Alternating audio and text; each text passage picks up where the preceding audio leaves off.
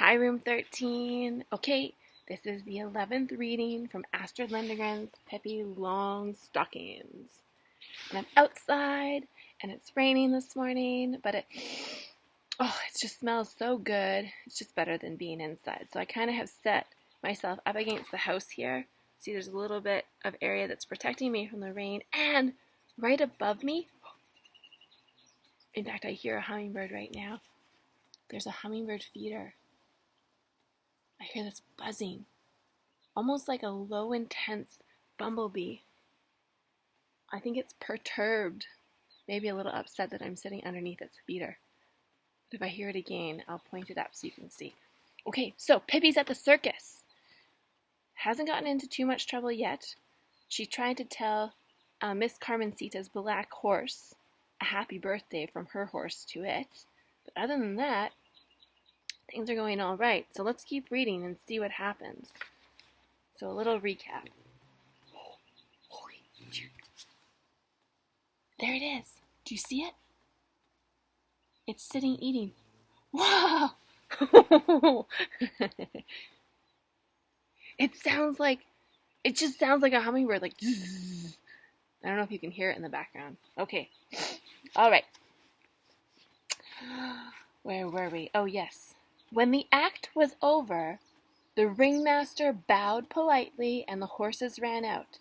And in an instant, the curtain opened again for a coal-black horse. On its back stood a beautiful lady dressed in green silk tights. The program said her name was Miss Carmencita.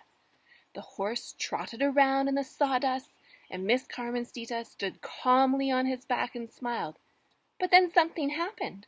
Just as the horse passed Pippi's seat, something came swooshing through the air, and it was none other than Pippi herself. And there she stood, on the horse's back, right behind Miss Carmencita. At first, Miss Carmencita was so shocked that she nearly fell off the horse. But then she got mad. She began to lash out with her hands behind her back to try and make Pippi jump off. But it didn't work. "Take it easy," said Pippi. "Do you think you're the only one who can have fun? Other people have paid. Can't they have fun too?" Then Miss Carmencita tried to jump off herself, but that didn't work either because Pippi was holding her tightly around the waist. At that, the audience couldn't help laughing. They thought it was funny to see the lovely Miss Carmencita held against her will by a little red-headed youngster who stood there on the horse's back in her enormous shoes and looked as if she had never done anything except perform at the circus. But the ringmaster, he wasn't laughing. He turned towards an attendant in a red uniform and made a sign for him to go and stop the horse. "Oh, is this act already over?" asked Pippi in a disappointed tone. "Just when we were having so much fun." "Horrible child!" hissed the ringmaster between his teeth. "Get out of here!" Pippi looked at him sadly. "Well, why are you mad at me?" she asked. "What's the matter? I thought we were here to have fun." She skipped off the horse and went back to her seat, but now 2 huge guards came to throw her out. They took hold of her and tried to lift her up. They couldn't do it. Pippi sat absolutely still, and it was impossible to budge her, although they tried as hard as they could. At last they shrugged their shoulders and went off. Meanwhile, the next act had begun. It was Miss Elvira, about to walk the tightrope. She wore a pink tulle skirt, carried a pink umbrella in her hand. With delicate little steps, she ran out on the rope. She swung her legs gracefully in the air and did all sorts of tricks. Oh, it looked so dangerous. She even showed how she could walk backwards on the narrow rope.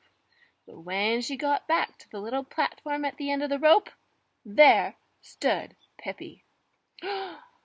"What are you going to do now?" asked Pippi, delighted when she saw how shocked Miss Elvira looked. Miss Elvira said nothing at all, but jumped down from the rope, threw her arms around the ringmaster's neck, for he was her father. The ringmaster once more sent for the guards to throw Pippi out, and this time he sent for 5 of them. But all the people in the audience shouted, "Let her stay! We want to see the red-headed girl!" And they stamped their feet and clapped their hands. Pippi ran out onto the rope, and Miss Elvira's tricks were nothing compared to Pippi. When she got to the middle of the rope, she stretched one leg straight up in the air, and her big shoe spread out like a roof over her head. She bent her foot a little so that she could tickle herself on the back of her ear. Now the ringmaster was not pleased at all to have Pippi performing in his circus. He wanted to get rid of her, and so he stole up and loosened the mechanism that held the rope tight, thinking surely with the slack Pippi would fall down. But Pippi didn't. She set the rope a-swinging instead. Back and forth it swayed, and Pippi swung faster and faster until suddenly she leaped out into the air, landed right on the ringmaster. He was so frightened he began to run. "Oh, what a jolly horse!" cried Pippi. "But why don't you have any decorations in your hair?" Now Pippi decided it was time to go back to Tommy and Annika. She jumped off the ringmaster and went back to her seat. The next act was about to begin, but there was a brief pause because the ringmaster had to go out and get a drink of water and comb his hair. Then he came in again, bowed to the audience, and said, "Ladies and gentlemen, in a moment you will be privileged to see the greatest marvel of all time, the strongest man in the world, the mighty Adolf, whom no one has yet been able to overcome. Here he comes, ladies and gentlemen. Allow me to present you the mighty Adolf." And into the ring stepped a man who looked as big as a giant. He wore skin-colored tights and had a leopard skin draped around his stomach. He bowed to the audience and looked very pleased with himself. "Look at these muscles," said the ringmaster, and squeezed the mighty Adolf's arm where the muscles stood out like balls under the skin.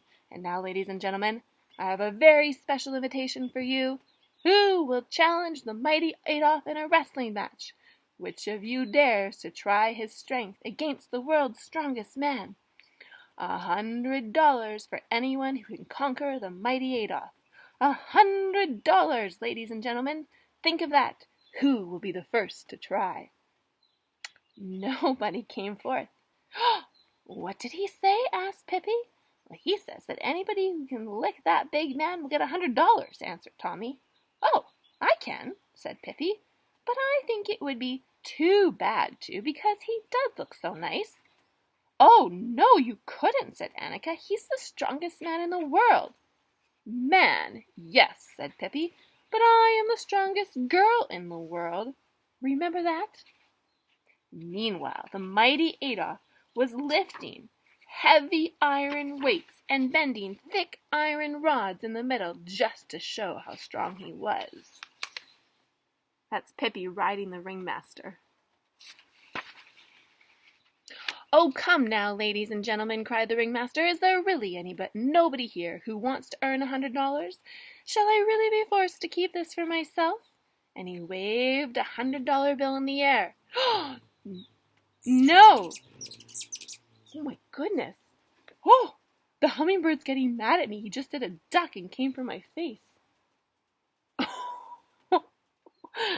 Oh gosh. Okay, now I've lost my spot. He must really want his sugar water. Where was I? Oh, right. He's waving the $100 bill in the air. And wave the $100 bill. "No, that you certainly won't be forced to do," said Pippi, and she stepped over the railing into the ring. The ringmaster was absolutely wild when he saw her. "Get out of here! I don't want to see any more of you," he hissed. "Why do you always have to be so unfriendly?" said Pippi reproachfully. "I just want to fight with mighty Adolf." "This is no place for jokes," said the ringmaster. Get out of here before the mighty Adolf hears your impudent nonsense." But Pippi went right by the ringleader and up to the mighty Adolf. She took his hand and she shook it heartily. "Shall we fight a little, you and I?" she asked. Mighty Adolf looked at her but didn't understand a word. "Okay, in 1 minute I'll begin," said Pippi. And begin she did. She grabbed mighty Adolf around the waist, and before anyone knew what was happening, she had thrown him on the mat. Mighty Adolf leaped up, his face absolutely bright red. "Atta girl, Pippi!" shrieked Tommy and Annika, so loudly that all the Pippi at the circus heard it and began to shriek too. "Atta girl, Pippi!" The ringmaster sat on the railing, wringing his hands. He was mad, but mighty Adolf was madder. Never in his life had he experienced anything so humiliating as this, and he certainly intended to show that red-headed girl what kind of a man mighty Adolf really was. He rushed at Pippi, caught her round the waist, but Pippi stood firm as a rock. "You can do better than that," she said to encourage him. Then she wriggled out of his grasp, and in the twinkling of an eye, mighty Adolf was on the mat again. Pippi stood beside him, waiting. She didn't have to wait long. With a roar, he was up and rushing at her again. "Tiddly-pom and piddly-day," said Pippi. All the people in the tent stamped their feet, threw their hats in the air, and shouted, "Hooray, Pippi!" When mighty Adolf came rushing at her for the third time, Pippi lifted him high in the air and, with her arms straight above her, carried him clear around the ring. Then she laid him down on the mat again and held him down. "Now, little fellow," she said, "I don't think we'll bother about this any more. We'll never have any more fun than we've already had." "Pippi is the winner! Pippi is the winner!" cried all the people. Mighty Adolf stole out as fast as he could, and the ringmaster had to go up and hand Pippi the $100, although he looked as if he'd much prefer to get after her. "Here you are, young lady, here you are," he said, $100. "That thing," said Pippi scornfully. "What would I want with an old piece of paper?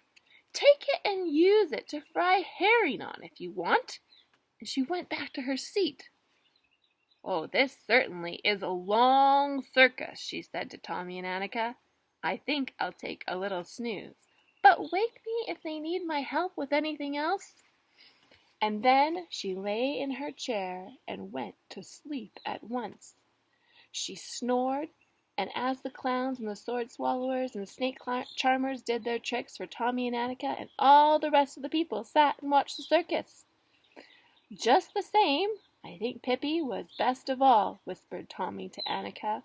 And that's the end of Pippi Goes to the Circus. Oh my goodness. So she didn't even know what the $100 bill was. She made a joke about frying fish on it. Oh, Pippi. All right, hope you enjoyed that reading. I'm going to give the hummingbird back his feeder and head inside. Bye, room 13.